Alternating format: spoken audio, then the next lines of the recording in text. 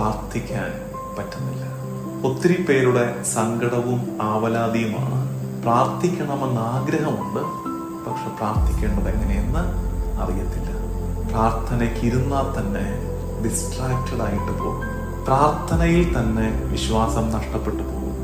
ദൈവം എൻ്റെ പ്രാർത്ഥനകൾ കേൾക്കുന്നുണ്ടോ എന്ന് സംശയം.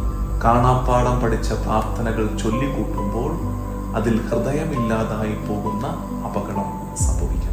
റോമാലേഖനം 8-ാം അധ്യായത്തിൽ നമ്മൾ കാണുന്നത് വേണ്ട വിധം പ്രാർത്ഥിക്കേണ്ടത് എങ്ങനെയെന്ന് നമുക്കറിഞ്ഞുകൂടാ. പരിശുദ്ധാത്മാവ് തന്നെ അവാച്യമായ നെടുവീർപ്പുകളോടെ നമ്മുടെ ഉള്ളിലിരുന്ന് പ്രാർത്ഥിക്കുന്നു.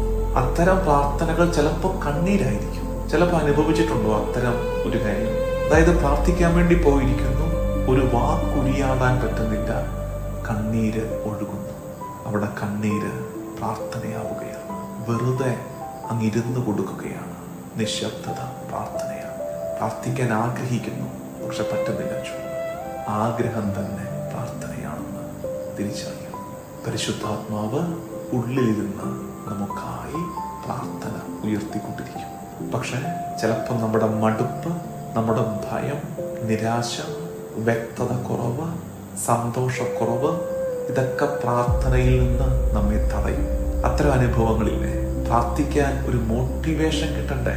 ചുറ്റും മടുപ്പ്, അകത്തും പുറത്തും മടുപ്പ്, പ്രാർത്ഥിക്കാൻ പറ്റുന്നില്ല. പ്രാർത്ഥന ചില നേരത്ത് വെറുതെ അങ്ങ് ഇരുന്ന് കൊടുക്കലാണ്. കർത്താവിന്റെ സന്നിധിയിൽ ഒന്നിരുന്ന് കൊടുക്കലാണ് പ്രാർത്ഥന. നീ കടന്നു പോകുന്ന അനുഭവങ്ങളിലൊക്കെ ഒരു പ്രാർത്ഥനയുണ്ട്. Prayer is not about saying the perfect words.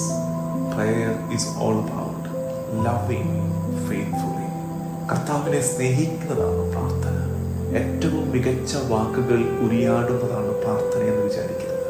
ഒരു മെഴുകുതിരി കത്തിച്ചു വെക്കുക, 5 മിനിറ്റ് വെറുതെ ഇരുന്ന് കൊടുക്കുക, എന്നിട്ട് ഇത്രയും പ്രാർത്ഥിക്കുക. താം റൂഹാദ ഖുദ്ശ, come holy spirit and pray within me. വരിക റൂഹാദ ഖുദ്ശായേ, എൻ്റെ ഉള്ളിലിരുന്ന് പ്രാർത്ഥന ഉയർത്തണേ.